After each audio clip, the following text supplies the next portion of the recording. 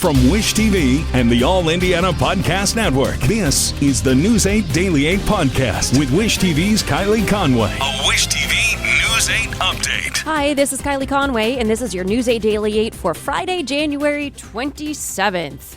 All right, it is a chilly day and windy. The wind gusts are going to go up to 35 miles per hour at times. Some scattered snow showers are going to happen along maybe the north of Interstate I-70 for this afternoon and night. Rain could mix in at times. Highs are going to be into the mid to upper 30s with temperatures feeling a lot colder in mid to upper 20s because of that wind. And today, video of the traffic stop that led to the death of 29-year-old Tyre Nichols is set to be released. Yesterday, the 5 former officers involved in his arrest were officially charged with second-degree murder, aggravated assault, kidnapping, and other charges. The traffic stop happened a little over 2 weeks ago. The Shelby County District Attorney says at that time, there was a confrontation and Nichols ran off. That's when the DA claims the officers brutally assaulted Nichols, leading to his death 3 days later. We reached out to IMPD for comment on potential unrest following the release of the video. In a statement, the department says, regardless of the situation, IMPD monitors events and activities across the nation. We will continue to monitor such events and respond accordingly. The National Archives are now requesting all living former presidents and vice presidents to recheck personal records for classified documents. The archives sent the request to 6 presidential administrations yesterday, saying that any records a president creates or receives belong to the government for the archives to manage when the administration ends. Representatives for former Presidents Clinton, Obama, and both President Bush's say they've already turned over classified records. Lawmakers are demanding access to classified material found in the homes of President Biden and former President Trump. A special counsel is investigating both cases. The FBI says the agency has dealt with several cases of mishandled documents at this point. It's not clear if a special counsel will also investigate documents found at the Carmel home of former Vice President Mike Pence. The FDA is now laying the groundwork to make COVID vaccinations more like a yearly flu shot. It marks a major shift in strategy as the virus is still rapidly mutating. FDA advisors unanimously voted on details of a plan yesterday. They agreed people should get the same vaccine formula whether they're getting their first vaccination or a booster. Advisors still have to decide how to phase in that change. The FDA says it needs more data to figure out who would need 2 doses a year, like adults with weakened immune systems and young children. The FDA is planning another meeting in May or June to decide if the vaccine recipe needs tweaked. Indianapolis police are searching for a car connected to a downtown hit and run. Police say it's a 2010 to 2013 Chevy Camaro with minor damage on the front driver's side. The paint color is called Blue Ray Metallic. Investigators say it looks navy blue or black. They also point out it has bright headlights with a blue cast. Police think the driver hit a man near Michigan and Senate on Tuesday. At last update, the victim was in critical condition. Now this morning, we are following breaking news of a man struck walking across 75th Street. It happened right outside Heritage Christian Schools. The school did put out an alert that it would be on a 2-hour delay because it was obstructing traffic right there in front of the entrance. We're learning to get a lot more information on this. If you're listening to it, we're recording this at 8:20 in the morning Friday, so you can go on to wishtv.com, find the very latest. But all we know is there was a man who was crossing the street near Benford, right outside Heritage Christian, hit by a vehicle. The driver of that vehicle stayed at the scene and was cooperating with police. An Indianapolis man is now charged with kidnapping his 3-month-old daughter. The disappearance of Leilani Peaches prompted a statewide search this week. Lawrence Whitsitt also faces charges for intimidation, neglect of a dependent, and resisting police. Police say Whitsitt does not have legal custody of the girl, but took her Tuesday, then showed up at IMPD Northwest District headquarters Wednesday night to surrender. He had the girl and his attorney with him. In Hamilton County, library books are moving, and some community members don't like it. A new policy within Hamilton East Library directs library staff to review nonfiction children's books and graphic novels in the teen zone. If they are deemed inappropriate for children, they'll be moved to the adult section. That includes books with profanity, nudity, sexual contact, drug and alcohol use, and violence. Some parents spoke out against the change, saying that they should leave the librarians up to doing their job, what they were hired to do. Now, the board says that books like actor Taye Diggs' Why, which deals with themes of racial injustice, will be a part of a larger review process. Library staff also says a full review of all of the books could take hours and require additional staff. The Westfield, Washington School District is changing things up. It's building a new elementary and middle school and transitioning the intermediate school into another elementary. Construction on the new elementary will start in the fall, take up to 2 years. The new middle school will also break ground in the fall, take up to 3 years to complete. Westfield superintendent says this will all be done without additional tax dollars.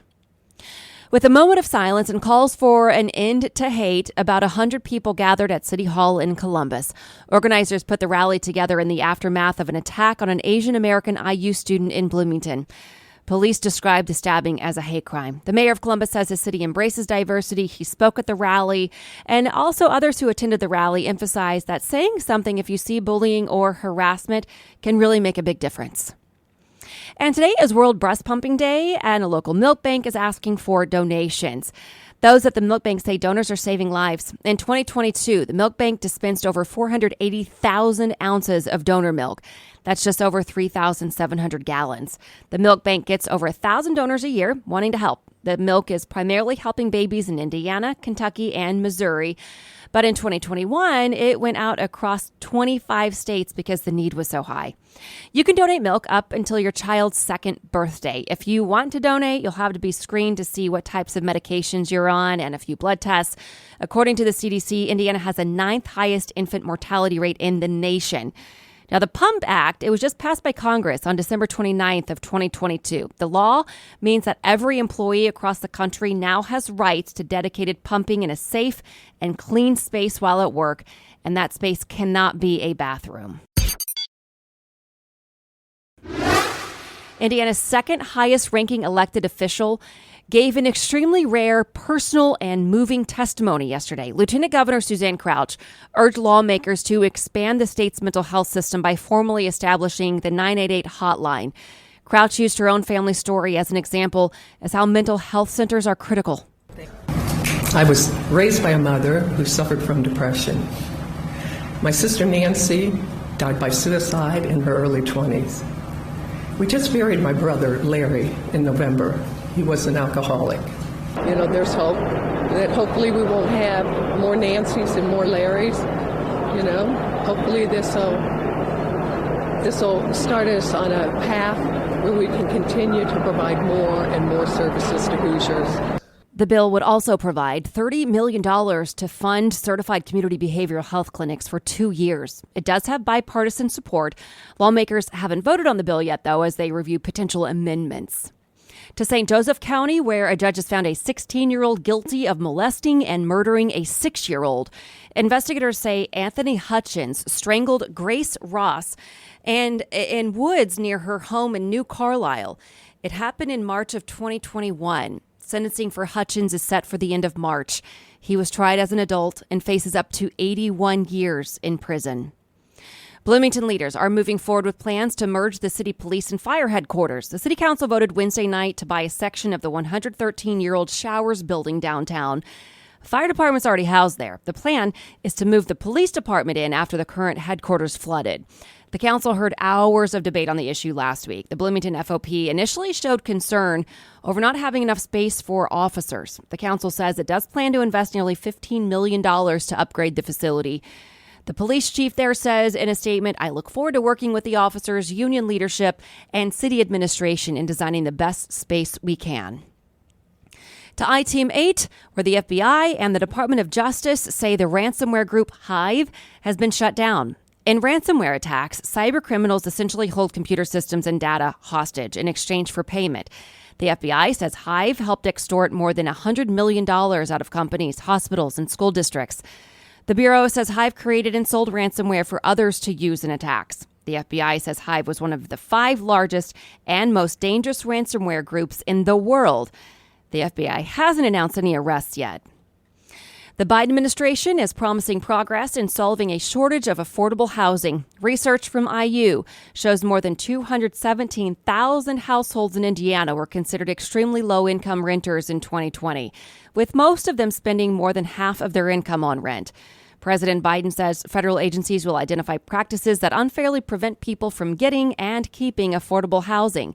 One proposal would give renters more notice before eviction for non-payment. Affordable housing advocates are also pushing for lawmakers to make changes to curb the crisis. Bed Bath & Beyond says it can no longer pay its debts. The retail chain filed a notice Thursday that it defaulted on its credit line with J.P. Morgan Chase this month. The retailer says it could be forced to file for Chapter 11 bankruptcy reorganization. As we covered on Daybreak and here on the podcast, the chain has been cutting costs and closing stores in an effort to stay afloat. Toy maker Hasbro is cutting 1,000 jobs. The company's been in business for nearly 100 years. Its biggest products include Monopoly, Play-Doh, and My Little Pony. The job cuts amount to about 15% of Hasbro's global full-time jobs. The move is part of a strategy to cut $300 million in expenses over the next 3 years. Chipotle is looking to hire 15,000 people to be ready for the spring, which is the chain's busiest time of the year. Many restaurants have been struggling since the start of the pandemic to stay fully staffed. Taco Bell has 25,000 listings for crew members. Starbucks is looking for 10,000 baristas. Chipotle's new efforts will include an emphasis on career opportunities. And now to some sports and Pacers watch. A stout foe visits tonight at Gainbridge Fieldhouse. Indiana has lost 8 of 9 now. The Milwaukee Bucks are one of the top teams in the league with a 2-time MVP in Giannis Antetokounmpo. Benedict Mathurin has been a rare bright spot in the Pacers' swoon, excelling at a time of the season when many rookies run out of gas. Tip-off tonight is at 7 o'clock. And the IU women and Purdue men landed huge wins. Boilers first. They went into their game last night against Michigan as number 1 in the nation, climbing back to the top spot this week. The Wolverines challenged but couldn't topple the Boilermakers, who have now beaten Michigan, Michigan State, and Ohio State on the road for the first time since 1998. Up next, Purdue hosts Michigan State on Sunday. A big win over second-ranked Ohio State could move up the IU women in the rankings. IU is already ranked 6th in the nation. Hoosiers came back from a first-half deficit last night to beat the Buckeyes 78-65. It is IU's first win over a top 2 team since 1994, and its 6th win over a ranked opponent this season, a new program record. It was also a record-breaking crowd for the program. 10,455 fans filled Assembly Hall to watch the regular season win. Former Colts head coach Frank Reich is returning to the Carolina Panthers, this time as their head coach. The Panthers announced the 4-year deal yesterday. A news conference to officially introduce Reich is set for Tuesday. Reich started the franchise's first game at quarterback in 1995. He now inherits a team that hasn't been to the playoffs since 2017. You might remember Colts fired Reich in November. Owner Jim Irsay tweeted to Reich in his new job, "Congrats to Frank."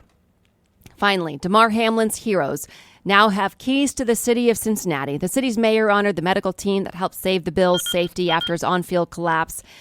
Hamlin says his family says he still faces a lengthy recovery, but is making remarkable progress. This has been your News 8 Daily 8 for Wish TV. I'm Kylie Conway, online at wishtv.com, and follow us on Facebook when you search Wish TV. This is the News 8 Daily 8 podcast with Wish TV's Kylie Conway. A Wish TV News 8 update on demand. For even more, on demand and on the go. Connect with Wish TV on Facebook at wishtv.com and on the free Wish TV mobile app. Thank you for listening, and be sure to like, subscribe, and follow this podcast for updates every weekday morning on the All Indiana Podcast Network and wherever you get your podcast.